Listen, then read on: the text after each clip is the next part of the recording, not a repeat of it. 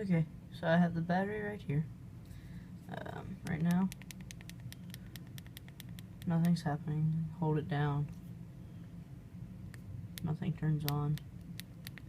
I've tried everything. So, you know, I think the battery's dead. Okay, that's kind of weird. It only took it about, 10 minutes. But, hold on, let me get this hooked up. Get up to the charger, and before I hook it up, you can see, the light's green. It's plugged in right there. Okay. Screw this in.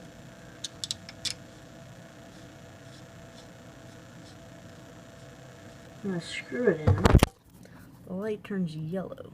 I don't know. You can really see that. I'm gonna turn off this light.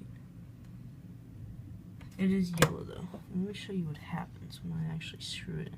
So I start to unscrew it, and right when I screw it in, see, you can see it blinks from red to green, and then it turns to just this yellow.